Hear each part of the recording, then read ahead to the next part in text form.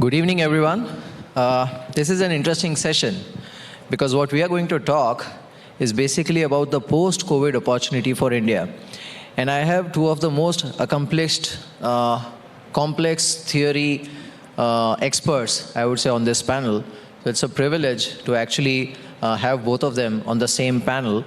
I have obviously Mr. Sanjeev Sanyal with me, Principal Economic Advisor, and I have, I think, one of the most, I would say, serious believers of the complexity theory, Mr. Nassim Taleb, who has joined us live from US. Nassim, thank you so much for joining us from US. And Sanjeev, thank you so much for being part of this session. Thanks a lot. Thank you for inviting me. Right. Nassim, before I come to you, today is a special day. Incidentally, today is the first anniversary of the first day of the Indian lockdown, if I can call it the Great Indian Lockdown that happened 1 year back. Today was the first day that India went into, I think, world's most strict lockdown, putting 1.35 billion people into their homes, locking them up almost for 8 weeks. Sanjeev, I'll start with you. Today, I mean, it's 1 year back, whatever happened, but how do you reflect on that?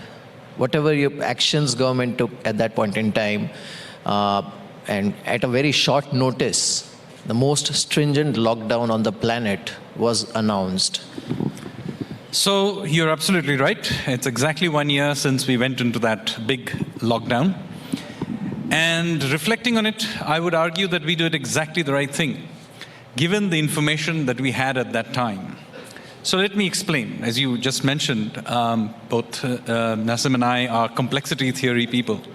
And one of the points about complexity theory is that we believe in how to deal with decision-making in an environment of utter uncertainty. And that's the situation we were in a year ago. We knew that something bad had happened in China. It had spread to Italy. But beyond that, we had very little information. And the experts and virologists of that time gave us a very wide range of possible outcomes. So in that environment, the best thing we thought was to do is to do a full lockdown in order to hedge for the worst possible outcome that could happen. Now that gave us some time to gather information, create some quarantining, testing, and other kinds of facilities. But once we had sort of better information, please notice, we also began to step-by-step opening things up through a Bayesian updating of information. So I think, given the information we had at that time, the lockdown was the right thing to do. After all, the virus may well have turned out to be just as bad as the worst-case scenarios were predicting them to be. We had no way of knowing whether it would be. And we did exactly the same thing with the economic response as well, if you remember. We were under tremendous pressure to do these grand stimuluses, trillions of dollars, etc., which some other countries trotted out. But our view right in the beginning was that this was not a sprint. It was a marathon where we would have all kinds of unintended consequences and butterfly effects taking place. So in that environment, it made sense to make your way through more carefully through a sequence of medium-sized packages, which we ramped up over time. But also remember, we changed the nature of them. I mean, in the beginning, they were much more about providing a safety net. So, free food, providing 100% guarantees to the MSMEs, things like that, because that's more of a safety net approach. But over time, as things were opened up, we then switched to ramping up demand. But at every stage, we again did something very different from other countries.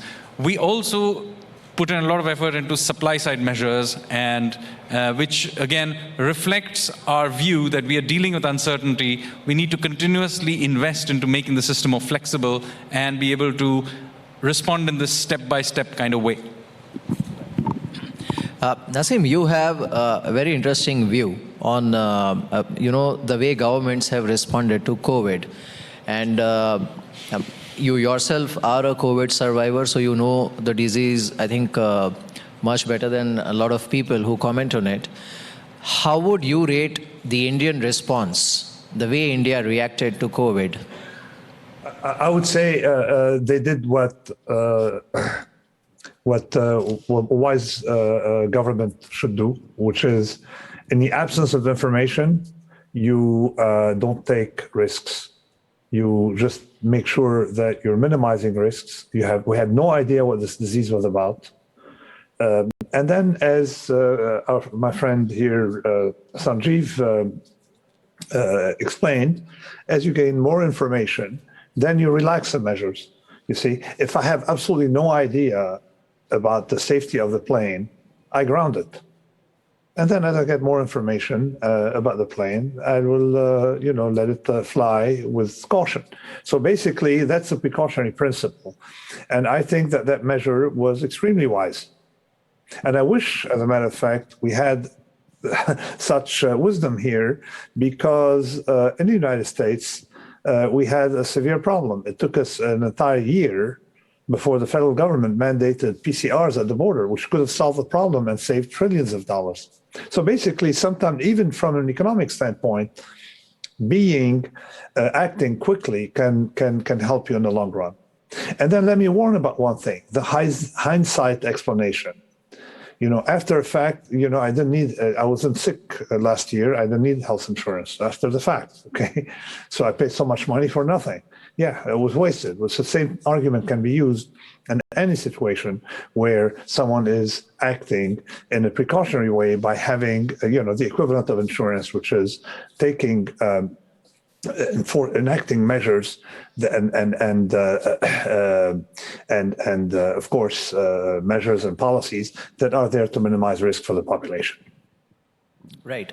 I think that's a compliment for you, because he was saying that, he wishes that the other governments, including US, would have responded the way India did. I'll come back to you, Sanjeev. But Nassim, what I want to know is, since the time pandemic began, everybody has been talking about, was this a Black Swan event? So many people have referred to your books. And so first of all, what are your comments? Was this a Black Swan event? If yes, why? If no, why?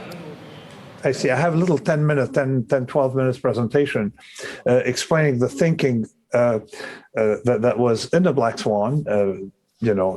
How I explained in a Black Swan that, of course, it wouldn't be a Black Swan event. It was the Black Swan itself on page 307. Explain tells you that this is almost unavoidable because of the structure of the world in which we live today. So let me quickly, may I run now through the presentation? Yeah, sure. Yeah, great. So let me explain the center of the idea of the Black Swan, and as explained in the book. The Black Swan being part of the Inserto, five-volume book, plus technical papers and academic work associated with it. So the center of the idea is the difference between what I call mediocristan and extremistan. So let me explain the difference. We are used to variables like mediocristan that vary, but not too much. So just to explain, to give you the thought experiment in the beginning of the Black Swan, if I gather 1,000 people, invite them, to New York, and there's a lot of, room in hotels in New York. Okay, so it could be a good idea. Put them on a scale and weigh them. And then I add to that scale a rare event, a consequential rare event, the largest possible person I can find on the planet.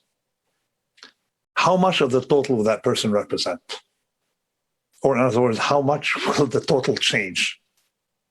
Peanuts, 0.3%, maybe 0.4%, if I have the heaviest person on our planet. Okay. Now, if I have 10,000 people, it'd be 0.04%. So basically, when you have a large sample and you have a lot of variables, so you have it's an environment in which exceptions do not cost you much. They can happen. They do not represent a big share of the total. We are the more connected we are, and that's of course, Sanjeev's specialty, complexity theory, the more you have to look at it from a standpoint of complexity theory or theory associated with it. There are 7 or 8 different branches, but they all will converge to the same point, that you have networks, and these networks lead to concentration. Okay. So just like we had opera singers making a good living in the 1800s, Okay, and then by 1995, Pavarotti and a few others were making 90% of the income. Same thing for soccer players, you call it football players right, in UK English. So basically, the same happened. So now let's look at the effect of connectivity on diseases. There are villages in the UK, this is 330 years, okay? But in fact, I can go to 600 years. There are villages in the UK, in England, okay, that were reached by the bubonic plague between 300 and 600 years later. Just to tell you that connectivity was low. And of course, the Americas were not reached by the bubonic plague, you see, because you had the island effect. Today, we no longer have an island effect. So think about the classes of diseases we are about to have and how different they are from what we were used to traditionally. That is, that you got more from Extremistan because of connectivity, you have conferences that bring people from the whole world to Las Vegas. Like you literally have conferences, and I've attended some where people come from 120 countries. Okay. So, and then think about it. 3 days later, you're redistributing a disease to 120 countries. So what you have, the bubonic plague at its fastest was traveling 30 miles a day.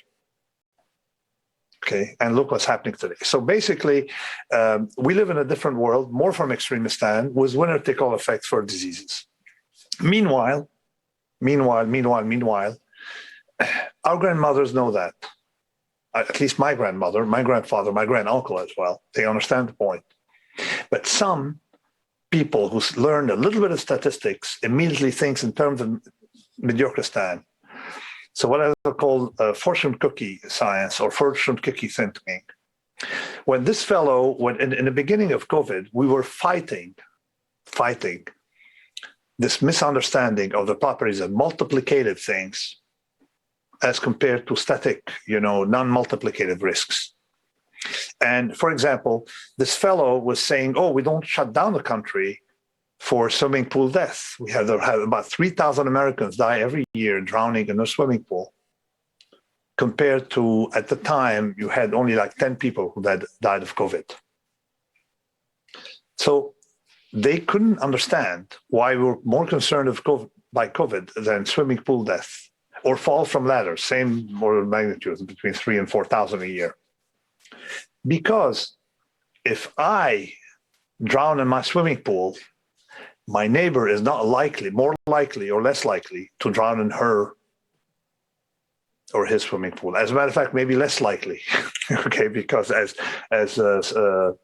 Mihir observed, people become more cautious after. If I have a car accident, my neighbor is less likely to have a car accident, or equally likely, but not going to be more likely, okay? However, if I get COVID, you bet the odds of my neighbor getting COVID has increased. And that's with multiplicative effects. And we have something called scale transformation. If the risk for an individual is low, the risk for a collective is higher because of these multiplicative effects. So you got to take these things seriously. Now, economically, we live in a world that has fragility to it increasingly. And you can see it from, and that was, I'm revising stuff I did in the Black Swan a few years later, okay, using data from 2018. And it's basically, we have the same rate of natural catastrophes as we did in the past. But the cost to GDP has increased markedly because of connectivity. Think about what's happening today in a Suez Canal. Okay, it's the same Suez Canal as it was 100 years ago or 150 years ago when de Lesseps did it. But think of traffic today, the impact on world GDP of the Suez Canal, okay, being blocked today as compared to 50 years ago, even 20 years ago. Because the more trade and the more connectivity, the more the weakest link affect us. And here natural catastrophes have played a larger role. Now, it's what I call this large movie theater with a small door effect. So economically, this is why the impact of some things can be greater. But this is not all bad news. Now let's look at how the ancients dealt with it. The ancients had a hugely developed mechanism of lockouts, not lockdowns, lockouts, quarantines. The minute they heard of a rumor of any any disease spreading anywhere, they enforce quarantine laws. So, for example, the Ottoman Empire, you wanted to go from India to anywhere controlled by the Ottoman, you had somewhere between 7 and 18 days of quarantine, depending on what they deemed was a risk. And that lasted for hundreds of years.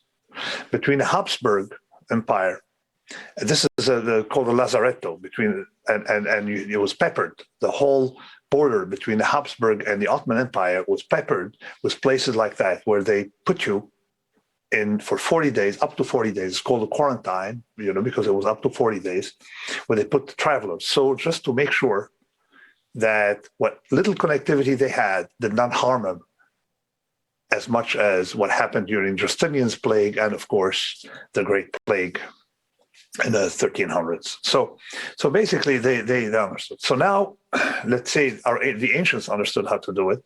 Every port had quarantine. This is in Venice, for example. Some are nicer, of course. The Italians always had things nicer than other Mediterraneans, but it's the same concept applied everywhere around the Mediterranean.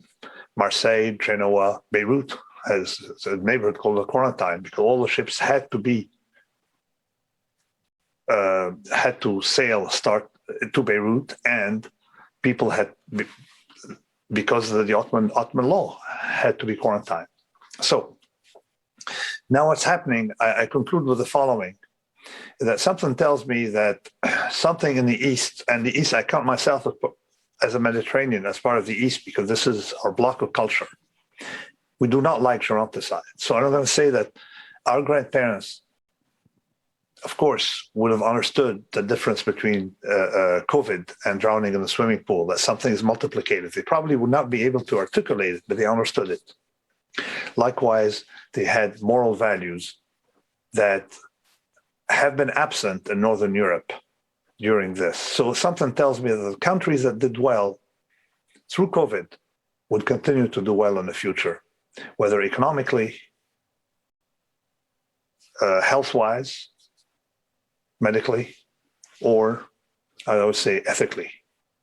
So because this idea of geronticide, of killing the elderly, is absolutely absent in Eastern and Indian and Mediterranean culture.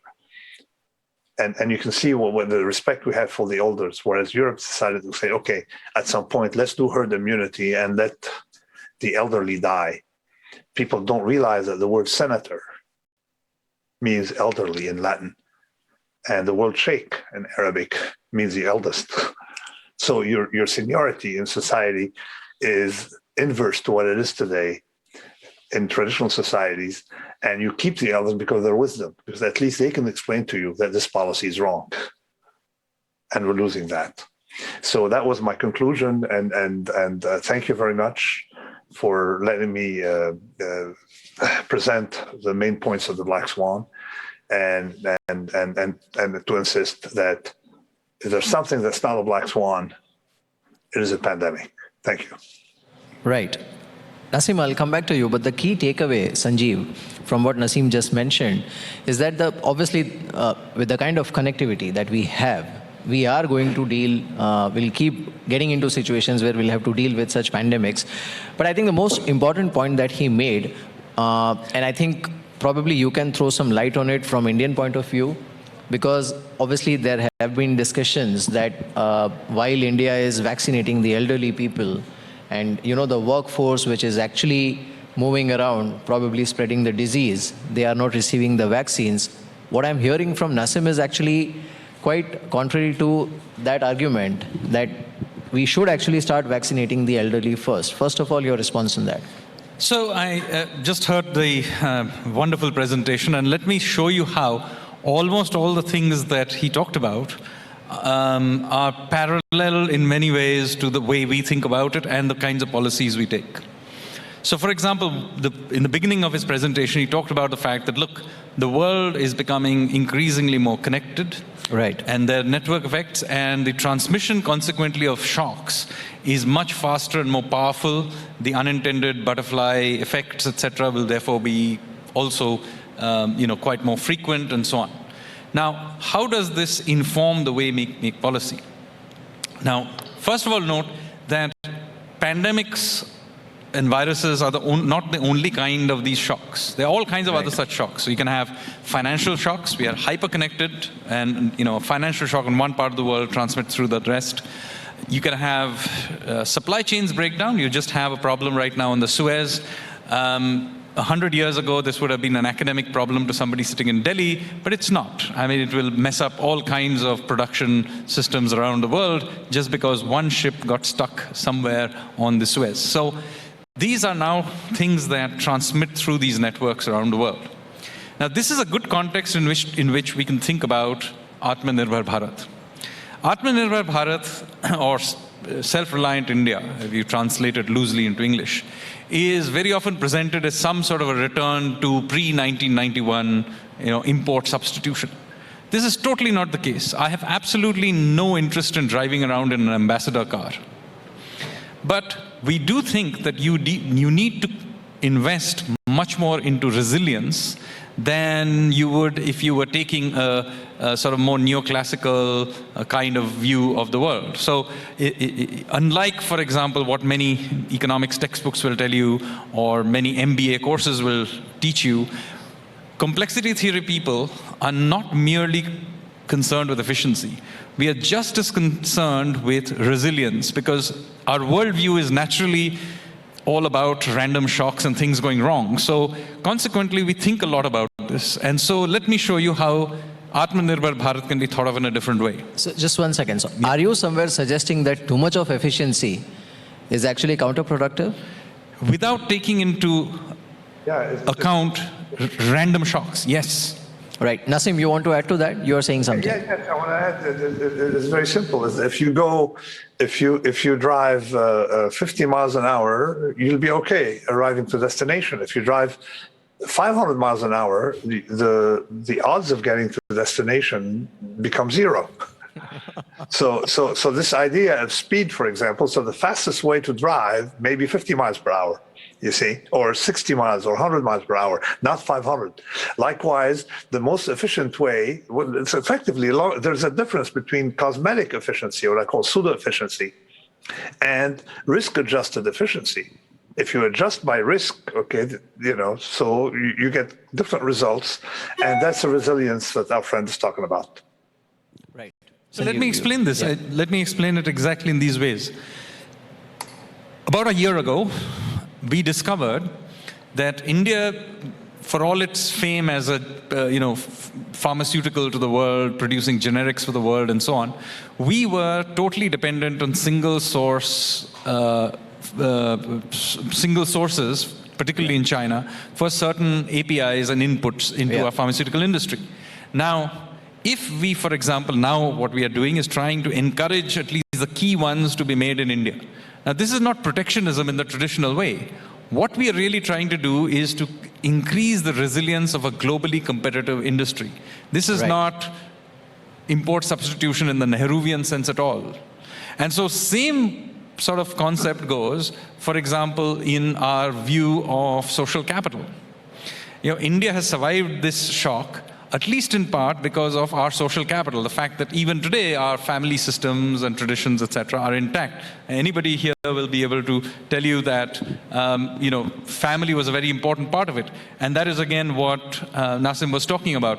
We have ingrained in our culture this idea of protecting family, but also the older members of the family. They can't be sacrificed, so to speak, for efficiency, which maybe some other Northern European societies may be willing to do. We won't do it because it would be a breakdown of our family contract, so to speak. Would you agree, Nassim? Exactly. I mean, the whole idea is that of intergenerational commitment. Okay.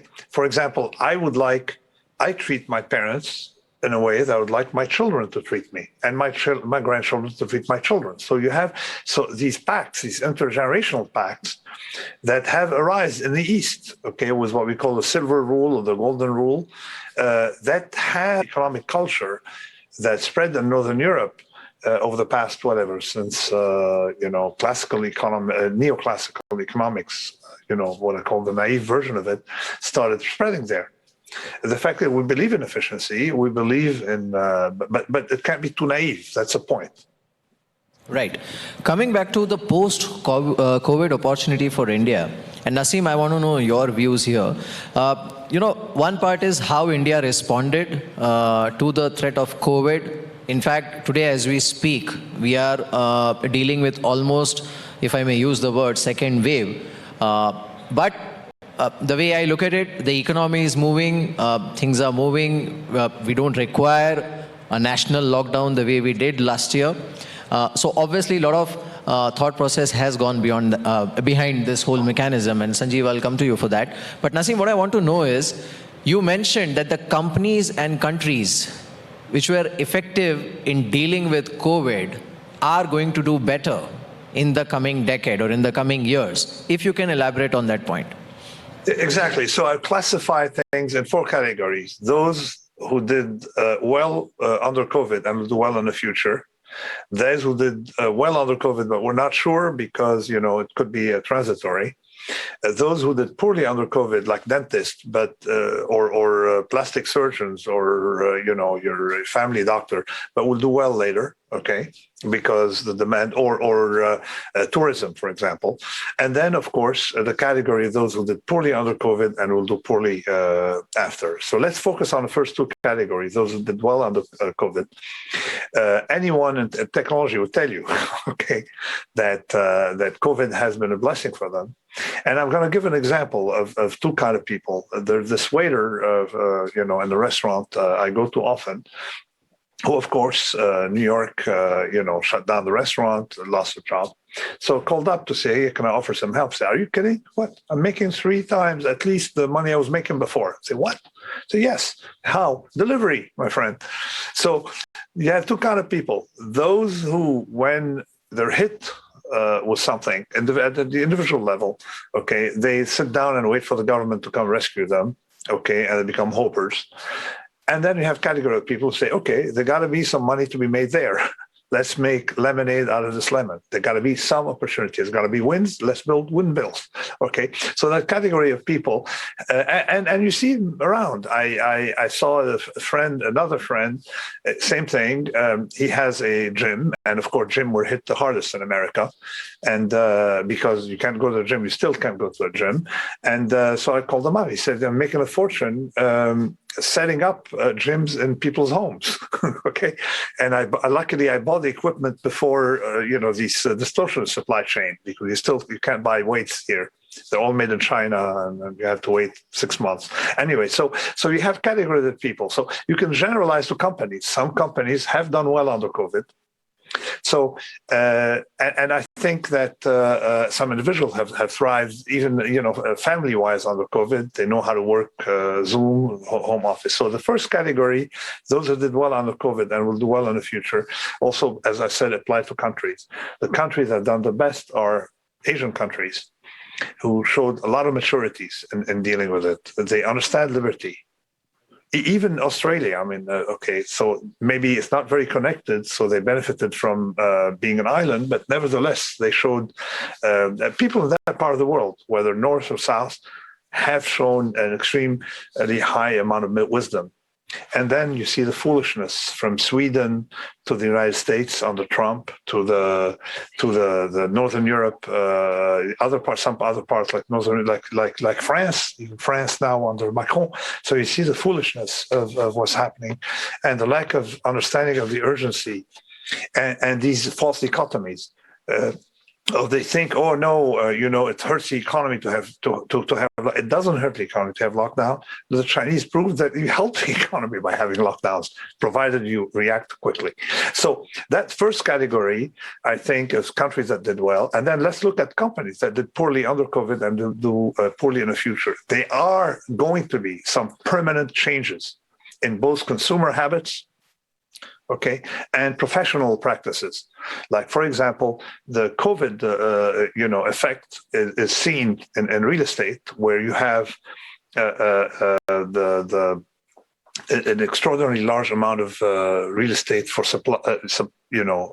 supplied in New York office space, because an office is a great place to work, but if you can work from home, you can the combination allows you to have a smaller office space and larger home office.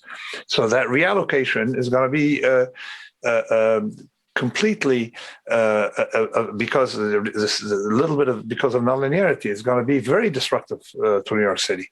We already see crime rising. We see white collar flight.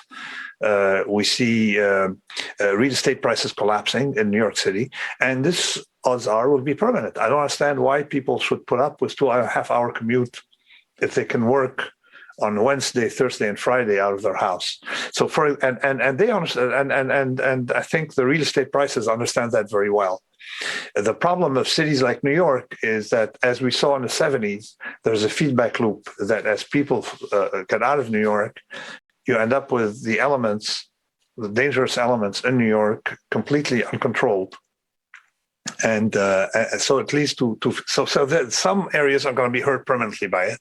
Some areas helped permanently by it. And one part of the economy that's going to be hurt very badly without any recovery is the U.S. Education. Okay, because let's think about it. Now people have learned that I can take a class from probably the best statistician in the world at the Indian Statistical Institute while sitting in my home in New York, rather than go to a local university and pay $70,000 a year. Okay, so you have a substitution that will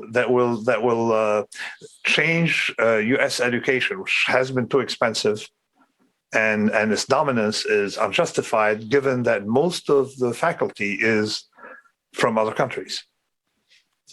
That's an interesting point. Nassim, what I want to know is, Sanjeev, what I want to know is, like Nassim rightly mentioned, that if you get lemon, you got to make lemonades, or you can crib about it. The various measures that Indian government has taken, right from Atmanirbhar Bharat to PLI schemes to even the vision which we saw in the budget. And it's quite clear that the next decade is actually going to be a decisive decade for India. One is, are we conscious about this, and are we actively pursuing certain policies which can actually create post-COVID opportunities for India? And if yes, then how? So I think many of the things he just mentioned here definitely inform the way we think about the world.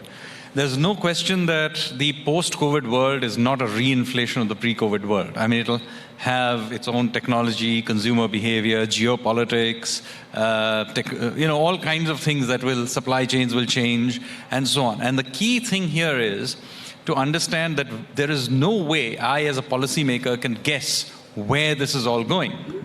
So what do I do? So what we have opted to do is to do this huge amount of supply-side measures. I know, many people are puzzled, why is it that in the middle of all of this, is the Indian government putting in so much effort into doing supply-side measures, deregulation, privatization, labor laws, farm law changes, and so on. We have been criticized from quite a lot. This is not the right time to do this. But in fact, we would argue this is the right time to do this. Because if you're going to go into the complete darkness, you want your factor markets to be as flexible as possible to be able to take advantage of the changes that are going to happen. And there's no way, as I said, I can predict where this will go. I can take a few bets, like through PLI schemes and so on. But overall, many of the jobs, the opportunities of the future are unknown. What do I do as a policymaker? Well, I can put in maybe some physical infrastructure, which is likely still to be relevant, airports and things like that. I don't think airports are just about going to go obsolete. They could, but I think they'll be still relevant. So I can invest in airports. I can invest in power production and renewables and things like that, maybe. So we are, by the way, putting in huge amount of effort, as you know, into physical infrastructure. We can put in some resources into health. That's clearly something that's important, irrespective of the pandemic. But by and large, what we need to do is to open things up so that they can be an adjustment to the new environment, taking advantage of natural creative destruction, so to speak.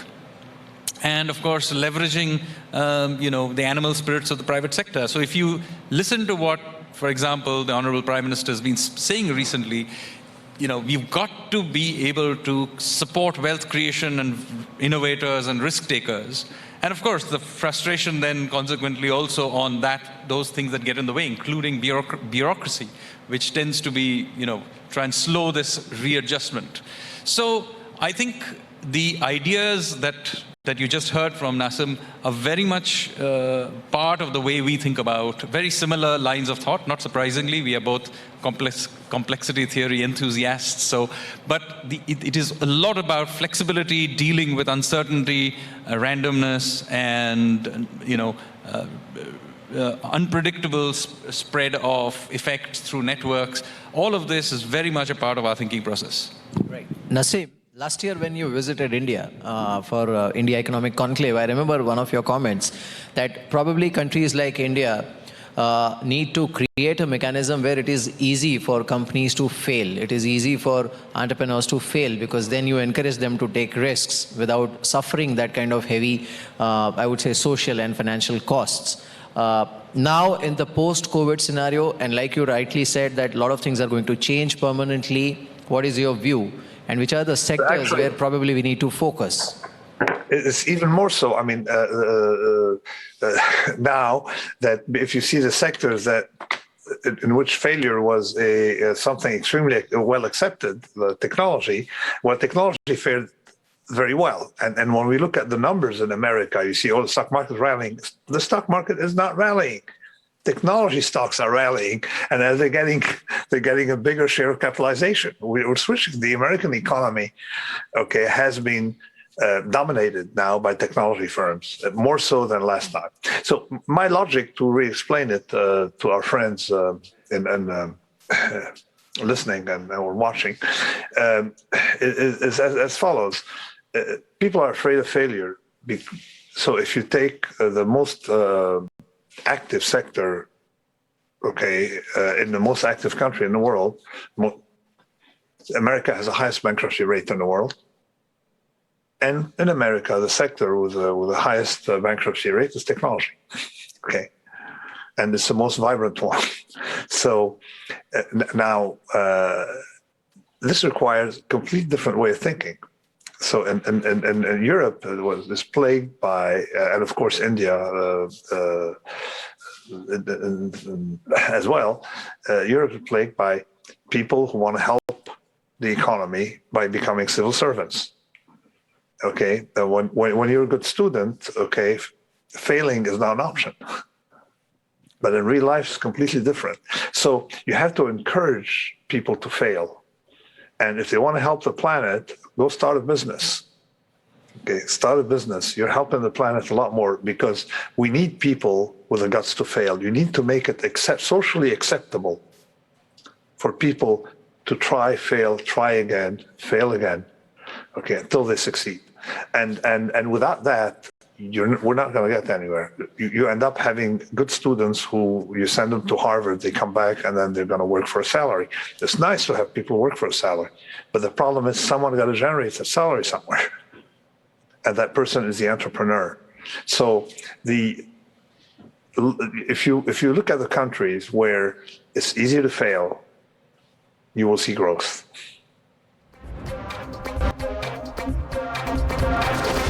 The News Hour at 10 will be right back after the break.